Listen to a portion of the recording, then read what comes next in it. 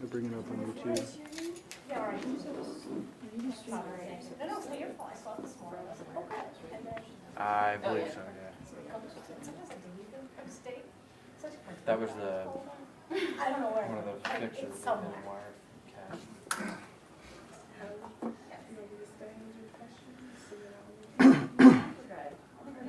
I'll pop up. Population Health Spotlight Speaker Series. Go. You're the best. Thank you so much. That's us. We're live.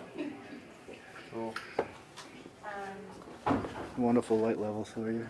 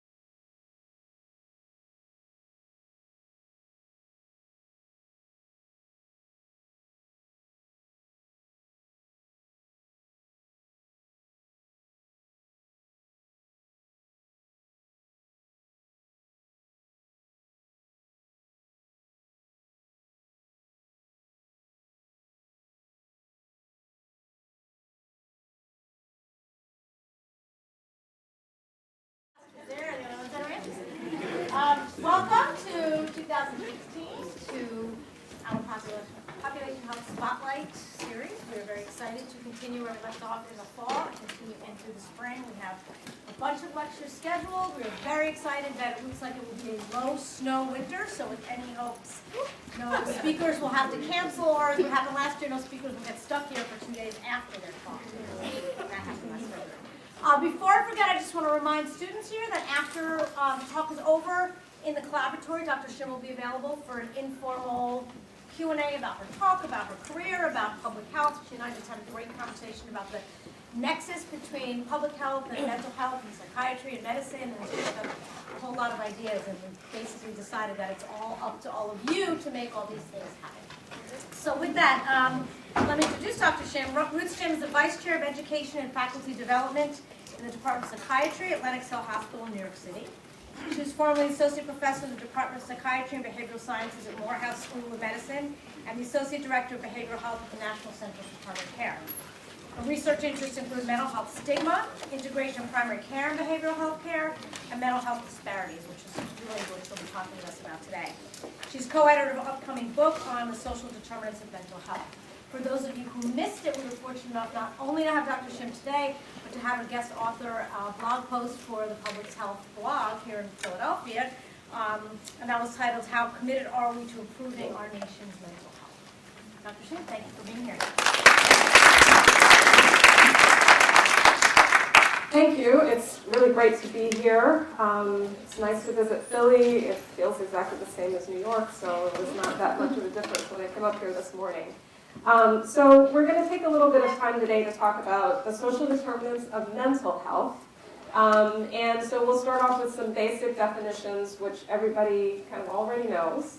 We'll give a little bit of historical context for thinking about the social determinants of mental health. We'll talk about some key concepts that are kind of essential to this discussion. And then we'll do a very brief review of the evidence, followed by what I hope will be kind of a discussion that will kind of continue on about how might we go about addressing this issue and fixing this problem. So, of course, we must start off with a definition of the social determinants of health. And this should be a review for everybody in this room, but this is World Health Organization's description of what this is, which is those factors that impact upon health and well-being. And they are the circumstances into which we are born, grow up, live, work, and age, including the health system. So we all know that that's kind of the baseline definition that we have for the social determinants of health. This is the part of this definition that I find particularly important. The circumstances are shaped by the distribution of money, power, and resources at global, national, and local levels, which are themselves influenced by policy choices. So let's just take a little bit of moment to pause right there, because we just talked about how these are basically the circumstances in which we all grow up in and live in and work in. But this part of the definition adds the idea that it has everything to do with how we distribute power, resources, and money in this country and worldwide, and that the way we distribute those things has everything to do with policy choices that we make.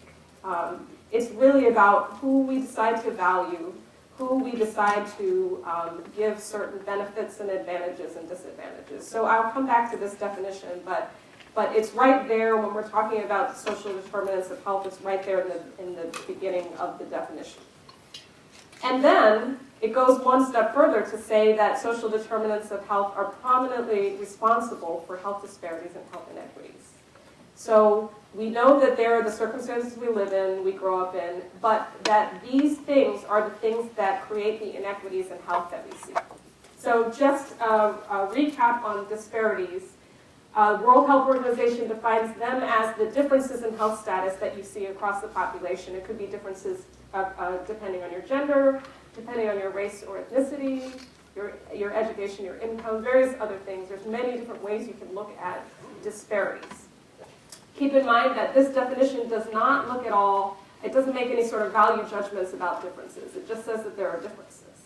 But then when you add the part about inequities, then you're adding that part of the definition where the differences are now a result of systemic, avoidable, and unjust social economic policies and practices. So in this country, we tend to think of health disparities as health inequities. When we say health disparities, we're talking about unequal differences that are systemic, avoidable, and unjust. But everywhere else in the world, we tend to think of health inequities when we're talking about health disparities. So you will find that these terms are often used interchangeably, but the way the World Health Organization defines them, disparities doesn't necessarily mean that it's a difference of a benefit of one's, it's just a difference. And inequities is the part where justice comes into play. So if we're talking about the social determinants of health, depending on your political persuasion, just that term may kind of irritate you a little bit. It turns out that while everybody from any political background can agree that it's very important to care about the circumstances which we're all brought up in, the description doesn't always resonate in the same way. And so the word social determinants of health, and I'm not naming political persuasions, but it doesn't always resonate. And so this comes out of extensive research that the Robert Wood Johnson Foundation did. They found that we all care about these issues, but we don't necessarily use the same language. We don't necessarily use the same terms. And so they really distilled the concept down to two major terminology, major phrases that really capture the same definition, but that everybody agrees is kind of the way to describe these things. So term one would be that health begins where we live, learn, work, and play. So the exact same definition as before, but just distilled down to its concept, and everybody understands it, gets it, and agrees with that health has a lot to do with where we are, our environment. And then this other part, which really resonates quite well, which is that your zip code may be more important to your overall health than your genetic code. Everybody gets that. Everybody understands that. It means it's healthography. It's where you live, and how where you live has a lot to do with how your health can end up. And an example that the Robert Wood Johnson gives is this map of the United States, where you can see if you live in areas like Montgomery County, Maryland, your life expectancy is about 81 years. But if you live in, say, Bennett County, South Dakota, your life expectancy is about 66 years. So we're talking about a significant age difference in mortality, having everything to do with the county that you're living in, and also related to all of these other inequities that we're talking about. So really what we're talking about here is social justice. And so I think we need to take a little moment to just define social justice and then explain how it relates to this entire concept. So 2 definitions from philosophers, and the first comes from David Miller, and he talks about the distribution of good or advantages and bad or disadvantages in society, and more specifically how these things should be distributed in society. So it has everything to do with the way that resources are allocated to people by social institutions. So that's a great kind of definition of what social justice is. But I also like to add this particular addition to this definition from John Rawls, which talks about assuring the protection of equal access to liberties, rights, and opportunities, as well as taking care of the least advantaged members of society. This is particularly important when we're talking about mental health, because what you find is that people with mental illness, and particularly people with serious mental illness, often end up being the least advantaged members of society. They're often the group that is least understood. There's concepts such as social drift that cause people with serious mental illness to end up unemployed, end up with poor housing or homelessness, and they tend to drift to kind of the bottom of the social status structure in our society. And so when we're talking about taking care of the least advantaged members of society, we really are talking about people with serious mental illness, and that's why this particularly is important when we're thinking about these concepts. And so also review, but why social justice and public health are so important and why we should always be considering them has to do with the idea that social justice is the moral foundation of public health. And it has to do with their well-being and giving everyone in society the opportunity to lead a healthy, meaningful, and productive life, which is what public health folks like you all care about. It's what we all care about. But that care comes from this moral foundation of social justice. It's the thing that kind of binds us together in that care. So thinking about this from a historical perspective, because social determinants of health, everybody gets it, everybody talks about it, everybody feels it's kind of important. Social determinants of mental health, which isn't different than the social determinants of health, but just needs to be emphasized because it's oftentimes left out of the discussion. And part of that discussion begins back in the 1800s with this gentleman by the name of Emil Durkheim. He did a lot of research that looked at suicide and published an extensive work on suicide in 1897. And he found a very close relationship between social exclusion and suicide. So if you were isolated, if you had limited social support or poor contact with other people, he found that in those neighborhoods and areas that the rates of suicide were significantly higher. And so he was probably the first person to really look at suicide and see it as a social phenomenon. We do have a better understanding of that now. We can look at suicide as a public health problem and look at how it develops in populations. But he was probably the first person to really look closely at that. And then a little bit later, Ferris and Dunham looked at schizophrenia and other psychotic disorders in urban areas of Chicago, and found that in the most, what they defined as socially disorganized areas, which are these areas, these darker areas on the map here, that there were higher rates of schizophrenia in the socially disorganized areas, so that there was a relationship between social disorganization and schizophrenia. So the more disorganized a neighborhood or a society, the higher the rates of schizophrenia within that neighborhood. And things were going on like that with great research happening in the world of social psychiatry and psychology, lots of understanding of how the environment affects mental health. Things were going like that for a golden age. There were the 40s and the 50s and the 60s, 70s, and research was coming out that was looking at neighborhoods. Lots of funding was going to support this research. It was a really great time to look at how the environment affected mental health. And then, in what was termed by the NIMH as the decade of the brain in the 1990s, in the world of psychiatry, there became a really important shift in focus. And that shift was to look at mental illness as a brain disease, and thinking about how genetic risk factors impact mental illness. And the focus was, maybe we can find the exact gene that causes schizophrenia, or maybe we can find the exact gene that causes bipolar disorder. And that's how we could make amazing strides in the world of mental health and improve mental illness and maybe even cure mental illness.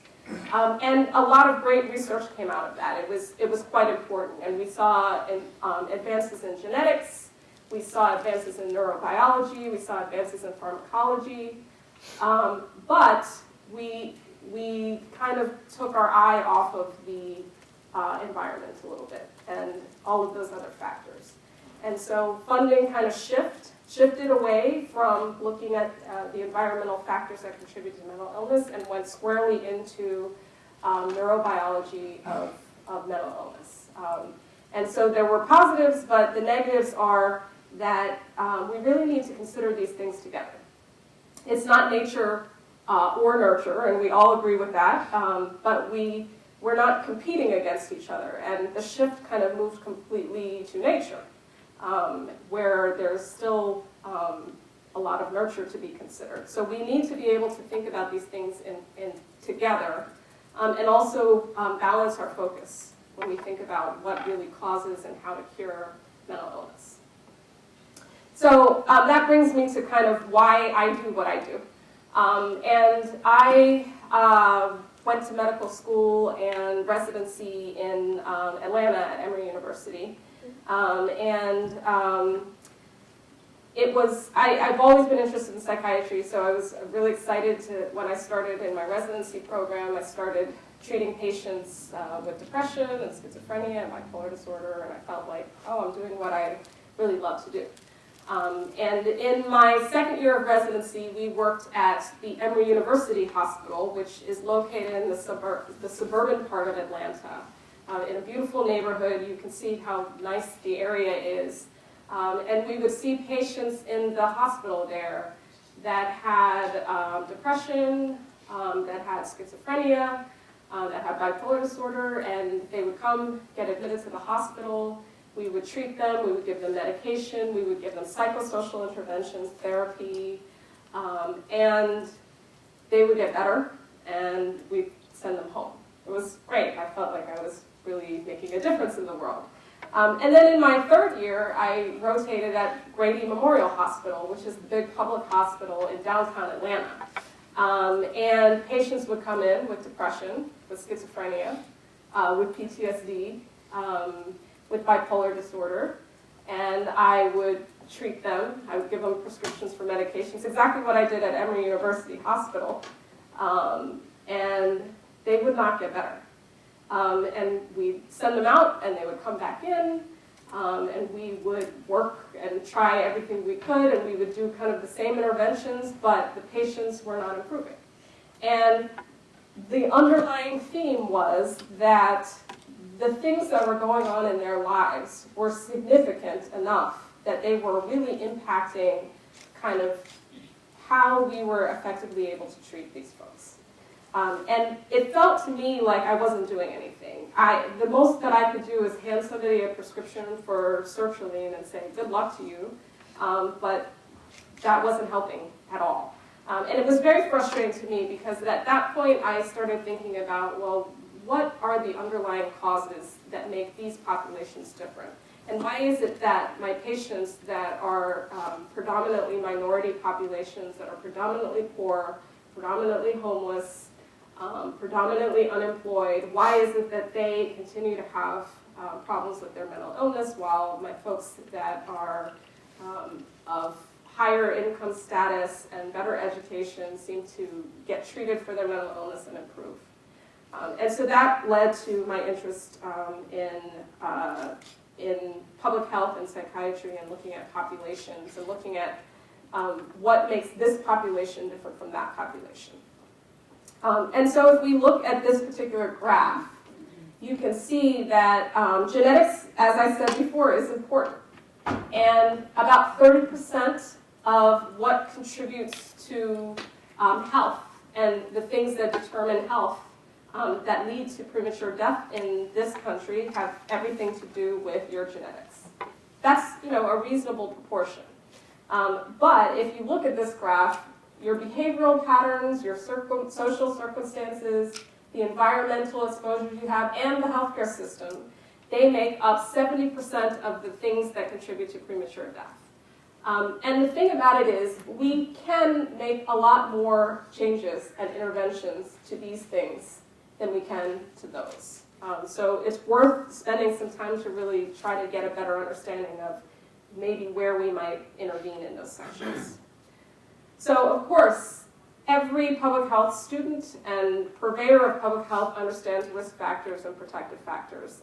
They're kind of the base of knowledge and what we need to know when thinking about populations. So this is all review, but a risk factor is, of course, a characteristic that comes before a disorder that is statistically associated with that disorder. We know that. And we know that a protective factor is something that also comes before a disorder, and it reduces the risk of that disorder. So this is important, because when we're thinking about the social determinants of mental health, we're not talking about risk factors. We're talking about the thing that comes before the risk factor. And so Link and Phelan called this the fundamental causes of disease. So those things that come even before the risk factor that shape the risk factors, so those contextual factors that precede or shape the risk factors, and they call that, or Marmot calls that, the causes of the causes. So what comes before the risk factor? And here's an example that kind of makes this very clear.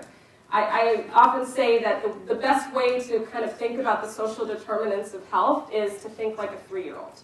And so 3-year-olds ask why all the time. So if the question is, why is Jason in the hospital? And the answer might be because he has a bad infection in his leg. But why does he have an infection? He has a cut on his leg and it got infected. But why does he have a cut on his leg?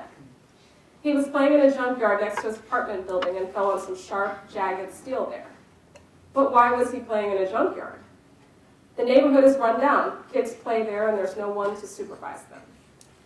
But why does he live in that neighborhood? His parents can afford a nicer place to live. But why can't his parents afford a nicer place to live? His dad is unemployed and his mom is sick. But why is his dad unemployed?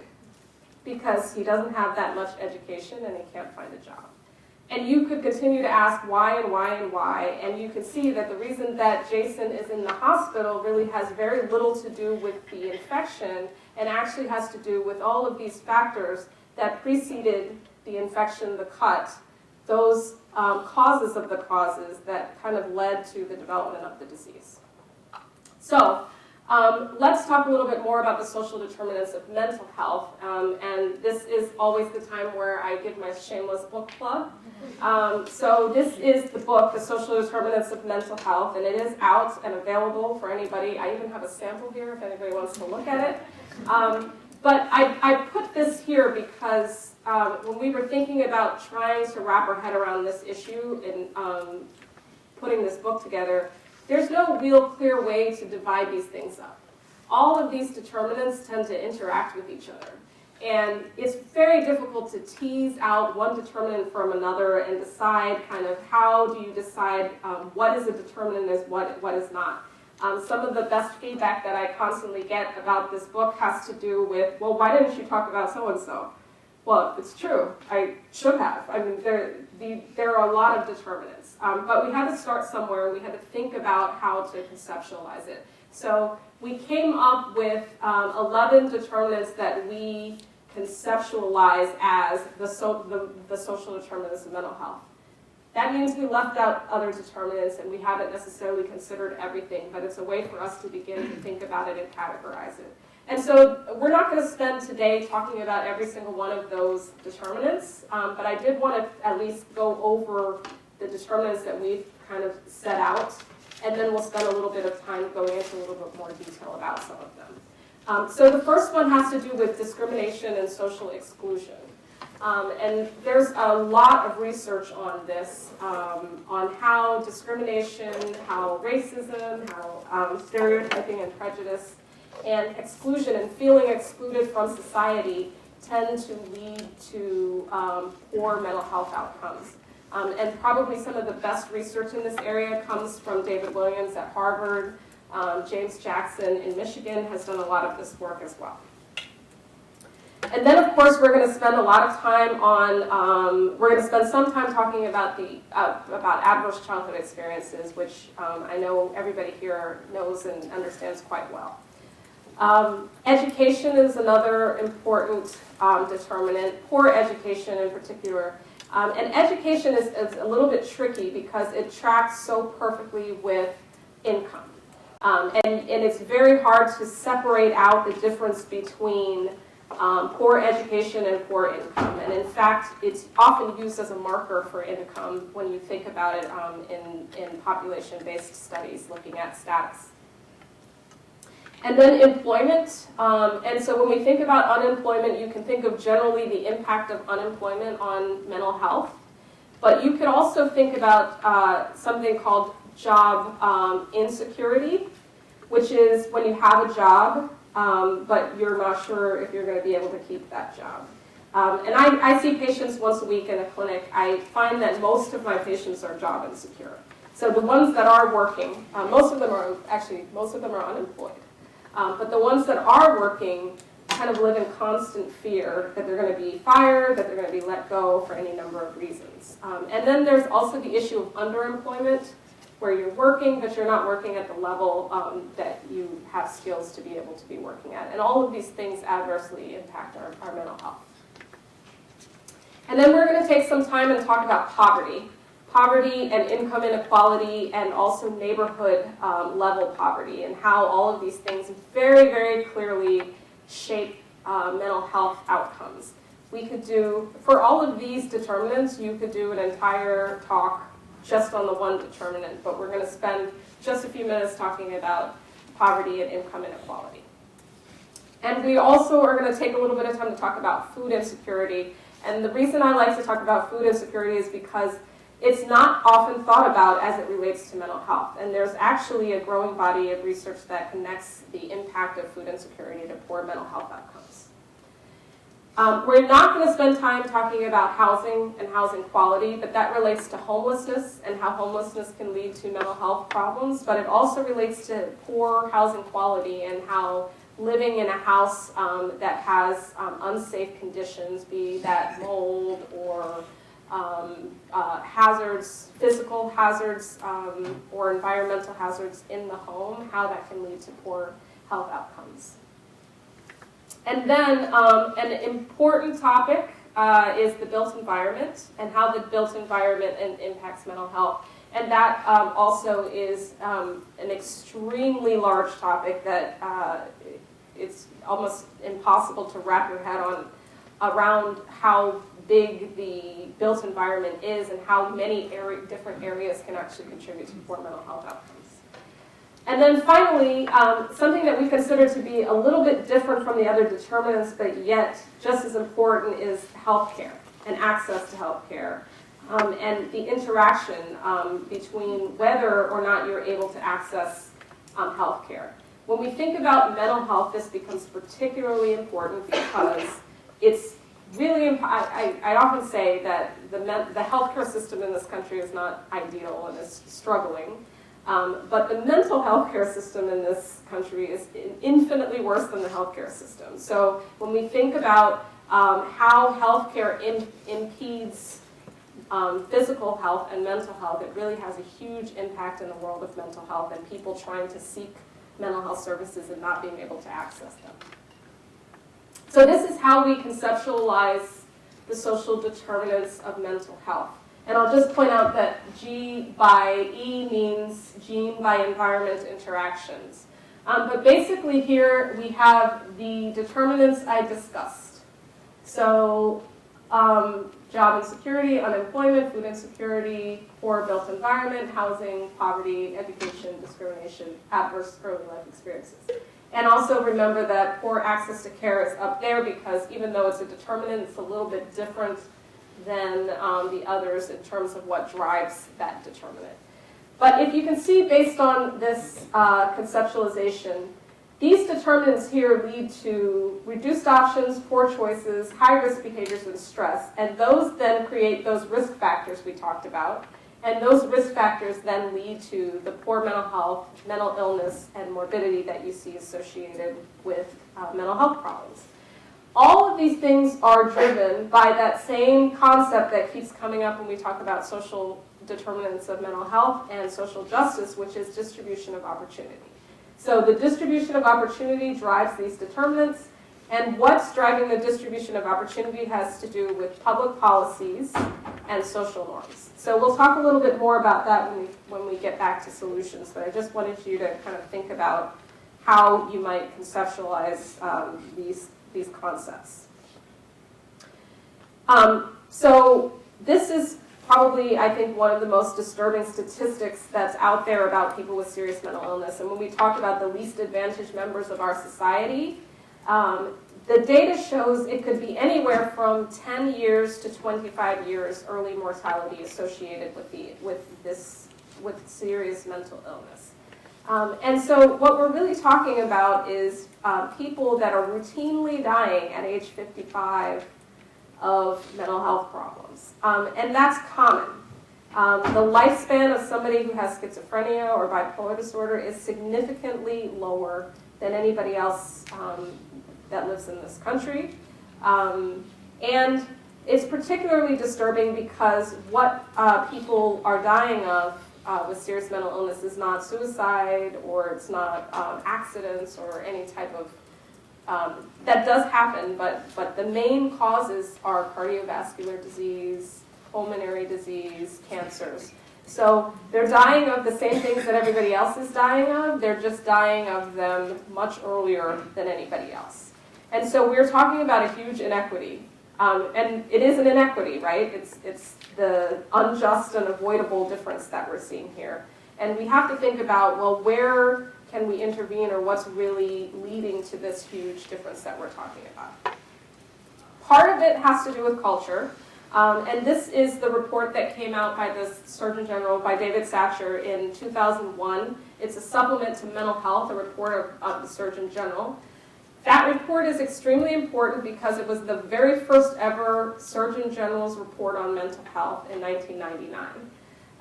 And we're talking about how policies drive these issues. And so to have to have the first Surgeon General's report that really kind of informs policy in this country, to have that first be in 1999 is significant.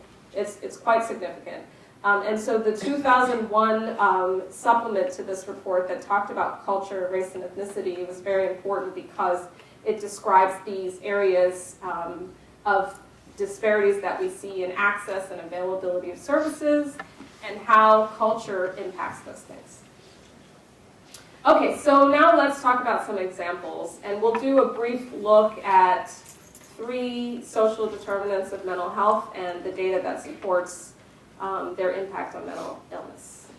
So first we can talk about adverse early life experiences, and they're defined as inconsistent, threatening, harmful, traumatic, or neglectful social interchanges experienced by children or adolescents. And so everybody's familiar with the Adverse Childhood Experiences study. It looked at abuse, neglect, and household dysfunction. And I would like to just point out that when we're talking about household dysfunction, that these are just some ways of, that you can have household dysfunction, but they're not all of the ways that you might see household dysfunction. And so these are just the 10 that were measured in this particular study. But I know we could all actually come up with many more adverse childhood experiences that have an impact on these issues. And in the particular study that kind of put out information about the adverse childhood experiences in the study done by Folletti and Anda that was on Kaiser Permanente participants that were middle-aged, middle-class, predominantly white females that had obesity, which was kind of the general group that he was looking at. In that population, more than 60% of those people surveyed reported having one or more adverse childhood experience growing up. So we know that they're very common. And I think if you go back to this list and you think about yourself, most people are lucky if they're able to not describe one of these adverse childhood experiences, but it probably tracks that this 60% is consistent across most populations. Except that there are some populations where there are many, many more ACEs, that people have high rates of ACEs. So there's some populations, if you think about foster care, a child that grows up in foster care probably has a lot more ACEs on average than somebody that does not. So these are all of the health problems. Actually, these are not all. These are some of the health problems that are associated with adverse childhood experiences. And we know that it causes a lot of mental health and substance use problems that you see here. And you know that it causes a lot of physical health problems as well. But I also want to point out all of the risk factors and behavioral risk problems that it causes.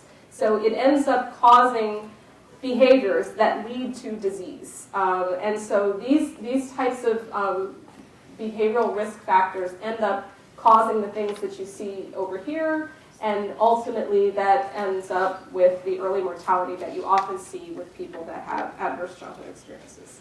And this particular study that was done with the adverse childhood experience data looked at just having attempted suicide in adulthood and the relationship to your overall ACE score.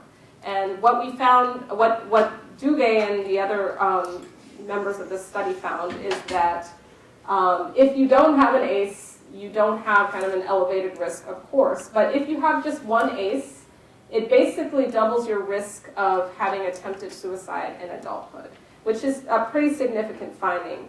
But what I think is most disturbing about this data is that we are talking about an exponential relationship here, to the point that if you have more than 7 ACEs, you actually have about a 30-time greater risk of having attempted suicide in adulthood than if you did not. And that's pretty significant. That's a pretty significant connection between suicide and adverse childhood experiences. And it really makes us think very hard about what that association is and how we might intervene early in childhood to prevent this huge risk that we see. Example number 2 has to do with food insecurity. This is an artist's rendering. Her name is Cindy Chang, and it's a rendering of what food insecurity looks like, which is that you don't have enough food to last you through the end of the week. And so we know that hunger is this idea that you just are feeling that uneasy sensation because you don't have access to food, and it's related to food insecurity, but it's not necessarily a consequence of food insecurity, because it really just looks at food insecurity from a psychological standpoint in the individual. It doesn't necessarily look at the population level when we think about food insecurity. So if we define food insecurity, it's the condition at the household level wherein the availability of nutritionally adequate and safe foods, or the ability to acquire such foods in socially acceptable ways, is limited or uncertain. So really just being unsure of where your next meal or future meals are coming from. And in 2014, it was about 14% of US households that were food insecure at some time during the year. Remember that number 14% because it will come back again. So there are kind of what's considered 3 pillars of food insecurity. You could have problems with the availability of foods. You could have problems accessing food, or you could have problems with food use. And in this particular country, we don't really have problems with availability. You go to the center of this country and you can drive by fields and fields and fields of food. There's lots and lots of food. There's enough food actually to go around. And in this country, we don't really have a problem with food use because pretty much no matter where you are, you have access to a refrigerator and you're able to store food. Even the poorest of populations have refrigerators in this particular country. So it's not even a food use problem, but it is in fact a food access problem, which is that not everybody is able to obtain food, the available food that's around. Not everybody can actually obtain it in a reasonable way in this country. And it may be because they don't have the resources to be able to get those foods. So when we talk about food insecurity in this particular country, which may be different from other countries, we're talking about an issue of food access. And we know that food insecurity is closely associated with depression, anxiety, just feeling bad from a mental health standpoint, and academic performance and social skills. And I think that's kind of a big key point. Because we often diagnose young people in school that aren't paying attention with attention deficit and hyperactivity disorder. But how often do we actually screen to see how much food those children have access to, or if they have food insecurity problems? And it's also related to suicide in adolescents. And we'll just very briefly go over that data. In an M.P.H study, they found that adolescents who did not have access to food had higher rates of depressive disorders and more suicidal thoughts than those children that appropriately had access, those adolescents that had access to food. And that was in a U.S. sample. They also looked at students in the UK and found that children ages 5 to 12 that did have food insecurity or reported food insecurity had higher rates and lasting rates of anxiety and depression, and that it was independent of other socioeconomic factors. And also, they looked at food insecurity among mothers in U.S. cities, and they found a correlation between food insecurity and mothers who had generalized anxiety disorder or depression. So there's a lot of data to support the idea that food insecurity leads to poor mental health, but also we know that poor mental health leads to food insecurity. So there's often this vicious cycle that we end up seeing.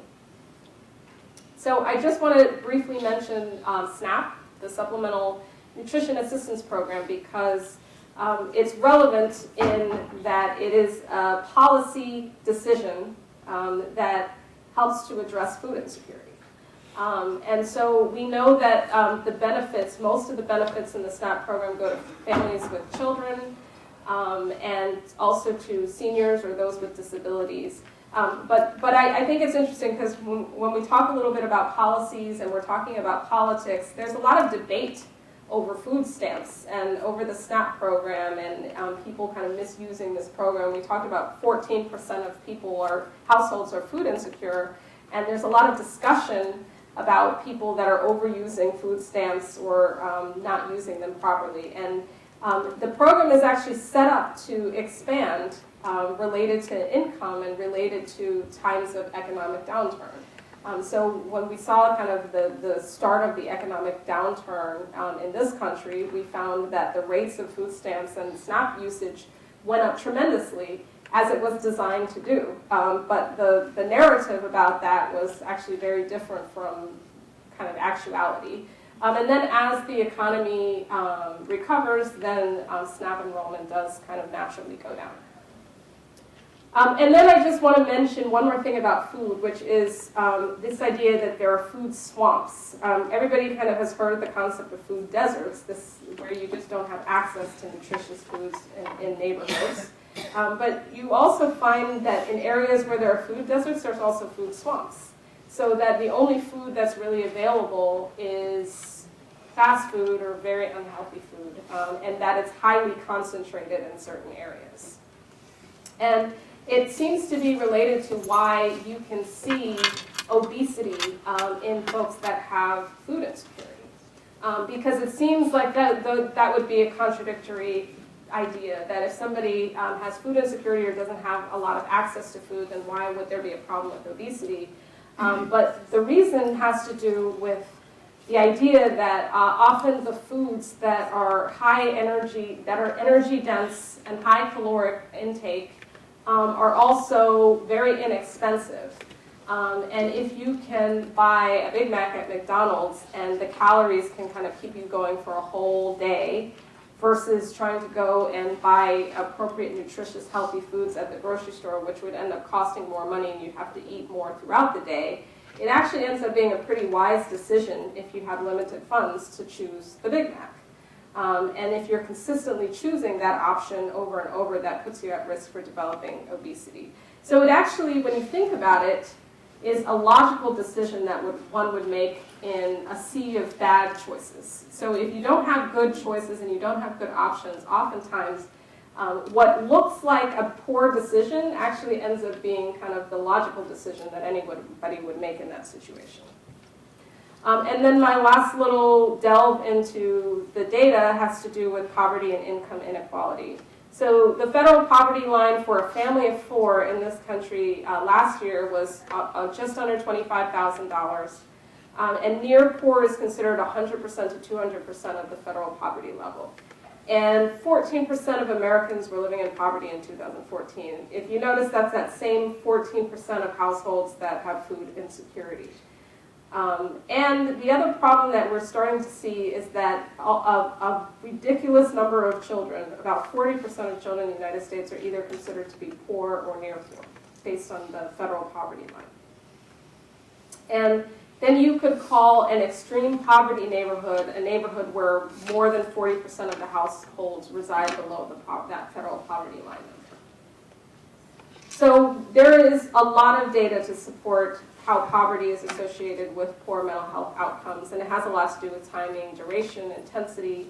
But these particular mental health problems have been closely associated with poverty and income inequality. And it's as you would suspect, it's depression, anxiety, PTSD, but also arrests, overdoses, homicides in children, and delinquency.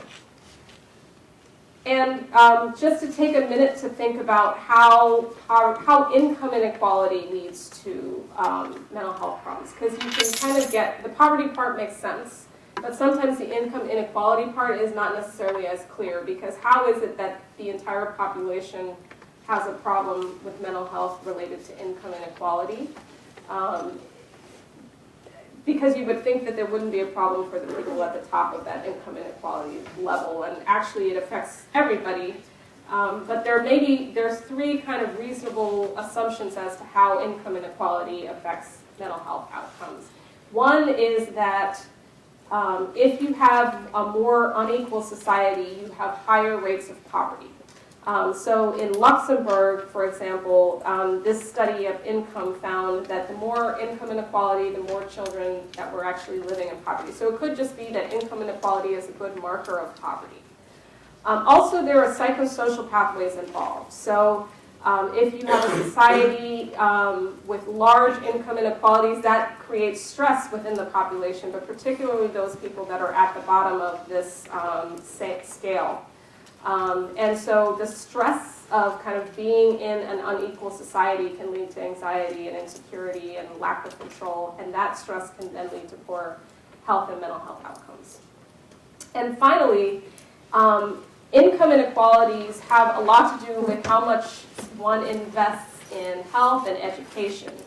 And so in countries where there's lower income inequality, these countries have made kind of investments in addressing these things, developing appropriate welfare systems, and as a result, they are kind of considered to be countries that have higher rates of solidarity and trust, and therefore they have reductions in inequalities that you see in health. So these are some of the theories. But just to look a little bit at income inequality in countries, across countries, and how it relates to mental illness. This is data that comes from the Spirit Level, which is a really great book by Wilkinson and Pickett that's absolutely worth looking at and reading. But it's looking at income inequality according to the Gini coefficient, which is a measure of income inequality. And so here you have high levels of income inequality, and here you have low levels of income inequality. And this is the percentage of people with percentage of any mental illness in these countries. And so as you can see here, the United States happens to be one of the most unequal societies in the world. Japan would be one of the least, the most equal societies in the world. And that there is kind of a definitive line that you see where the more unequal, the higher the rates of mental illness. And I find the United States to be a very shining example of how not to do things in this particular graph. But also, you see the same thing with drug use. The higher the inequality, the higher the rates of drug use in countries. And so once again, here we are, United States is really up there. They're one of the more unequal societies, and they have higher rates of drug use than these populations down here that have lower inequality. And this is data that actually looks at the states, the various states, and how depression is associated, the prevalence of depression and equality. So once again, this is the Gini coefficient. So these are high income inequality states, and these are lower income inequality states. And you see, we have New York is floating around there as one of the most unequal societies, and then it also has kind of very low rates of depression prevalence that you see. I'm trying to find Pennsylvania, but I don't see it on there. Does anybody see Pennsylvania? No. I believe they omitted Pennsylvania from this data. Couldn't get the data on that. But you see the trend. Okay, so in about 3 minutes, we're going to talk about how to fix this problem. So this is a quote often attributed to Da Vinci, but also various other people as well. But we need to figure out how we're going to do this. And this is Frieden's health impact pyramid, and it looks at how much individual effort is needed versus the degree of population impact. So if you're at the top of this pyramid, you have the least amount of population impact and you're requiring the most individual effort. And if you're working from the bottom of this pyramid, you're having the greatest public health impact. And so I find, unfortunately, that I spend a lot of my personal time up here doing clinical interventions and counseling and education, where it seems like a lazier and easier way to do things would be to be working down here if we want to make the best impact. So addressing socioeconomic factors and changing the context to make individuals' default decisions healthy. So when we think about that, that's basically where we might start to intervene to address these issues. And we have good results. We have success in these issues. We have these studies, these programs and interventions that have all shown amazing, like surprisingly amazing data that if you intervene, you can prevent and decrease the rates of mental illness. So for example, in nurse-family partnerships, they followed a nurse would go out to the home of a pregnant woman and spend 2 years of home visits, and they found significantly decreased numbers of child abuse, neglect, mother's criminal behavior, alcohol or drug use for those mothers that were visited. That high-scope Perry preschool study, which informs Head Start, found that studying people out to age 40, that the children that participated in the high-scope Perry program, early education, did significantly better than those that did not. So higher income rates, higher employment rates, all of these issues we're talking about. There's a program called the Good Behavior Game. It's basically kind of setting rules for how to be in school for young children, and just setting that structure tends to cause, for adults and adolescents, decreased substance use, decreased smoking, and all sorts of those risk behaviors we talk about that lead to problems. We also have medical legal partnerships, which is where lawyers partner with doctors to address any type of legal interventions that could be effectively made right there in the clinic. So, for instance, somebody who's got a housing problem, mold in the house or something that's leading to asthma, the lawyer could work with the patient right there in the clinic to address that issue. So we talked about clinical interventions, working at the top of the pyramid, and those are things like developing resource guides, referring clients to the available supports. But we also mentioned that that's just not really going to get it done on a population-based level. So really we're talking about public policies and interventions. So we're talking about advocating for policies and laws, talking with sharing your expertise with elected officials so that those policies can be made. And I think this is the biggest point that we need to take away, is that we really need to start collaborating across sectors.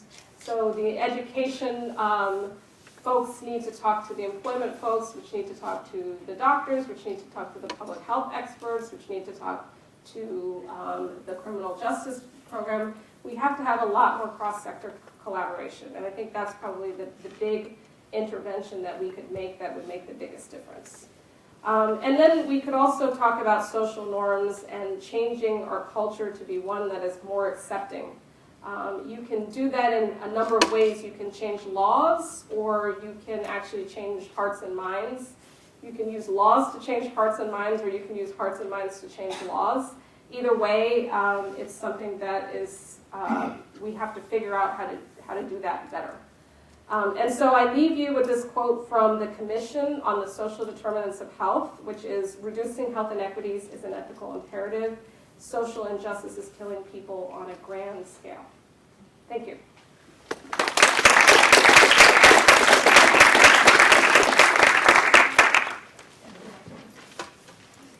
Questions? Arthur, what was my first question? Other than the one slide you showed with regard to income and depression, are there any better correlations between specific mental illnesses and any one of these social determinants that parcel out to the various different diseases that you see within this broad scope of mental health. So, yes. So there's a lot of data on depression, and there's particularly individual studies that have kind of very clearly seen the connection between depression and all of these individual social determinants. So if you look at employment, there's really great data that shows unemployment and how that leads to depression in populations where there was no depression. So they've looked at, for instance, a factory that closes in a particular neighborhood and looked at the rates of depression before and then the rates after and saw a huge spike. There's associated substance use as well. So there are those particular studies, and we unfortunately didn't have a lot of time to go into it, but absolutely the data is most strong for depression. Probably second would be anxiety. Anxiety disorders, there's a lot of data also to support that. And then post-traumatic stress disorder. It's less strong for things like schizophrenia. So there are a couple of isolated studies, like, for instance, the Ferris and Dunham study, but you don't see the same kind of direct correlation between, for instance, unemployment kind of leading to schizophrenia. You do see a high correlation there, but you don't necessarily see kind of a causation that you could clearly report. Another question?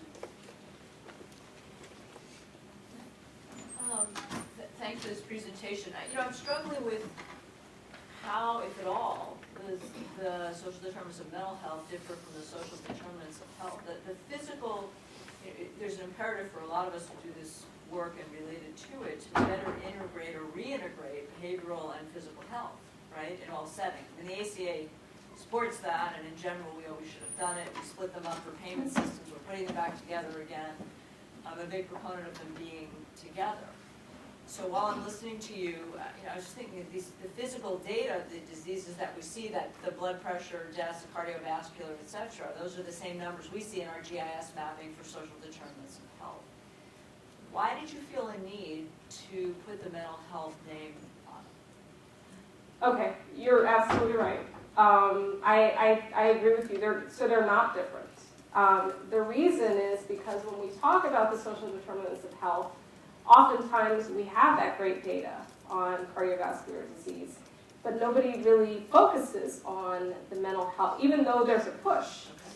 So I think it has everything to do with stigma and just the idea that these concepts are often neglected.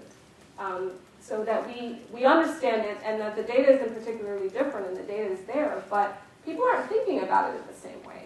And so in a public health school, for instance, you're doing great work on the social determinants of health, but how much of that particular work really focuses on anything related to mental health? And there are smatterings, and people are doing it, but I find very disturbingly that the folks that are of a mental health background aren't necessarily thinking about this in the same kind of way. And so part of the need is really from that side. From the mental health side and helping the mental health world understand this concept and why it's important. So just a quick follow-up, thank you for that, and I agree. I think the next book, or you're probably doing it already, is sort of the treatment approach for behavioral health practitioners, is how do those practitioners incorporate social determinants of health in their work? Because true on our side, actually I hate that there are sides. Yeah. And I'm debating about, does that create more side? Like how does calling them mental health bring us back together again? But your points are well taken that otherwise you wouldn't be able to light up the attention. You hear what I'm saying? Yeah. Yeah, and actually I think it's part of the book, especially because, I come from a psychiatry perspective. And I'll tell you that psychiatrists don't think about this at all. That's probably the biggest problem, is that they're kind of the main treater in this country of people with mental illness, and they're not considering how social determinants affect those mental illnesses. There's a little piece of it that they're considering, which is everybody in psychiatry is taught on the biopsychosocial model, which is this idea that you think about biology, you think about psychological factors, and you think about social factors and how they all contribute to the illness. But when you get into the training, people are really talking about biology. So absolutely, I feel probably my bias here is to help psychiatrists and other mental health providers understand public health better, and that part, how do you think about this, how do you treat somebody sitting in your clinic, becomes very relevant and very important. But I also think that the only way that that's going to happen is if more public health folks have more conversations with mental health folks. I feel like public health is teaching to the choir. You all get these concepts. You understand this. It doesn't require any sort of. It's not difficult for you to understand this because you get it. But mental health folks don't always understand these concepts. So somehow when I talk about cross-sector collaborations, one of the big ones needs to be public health sitting down and talking with mental health professionals. Terrific. That's a great way to end this. Dr. Shim, thank you so much. Students who want to stick around, there's some refreshments by the collaboratory for some informal time with Dr. Shim. I'm sure by faculty who want to come, so we won't kick you out.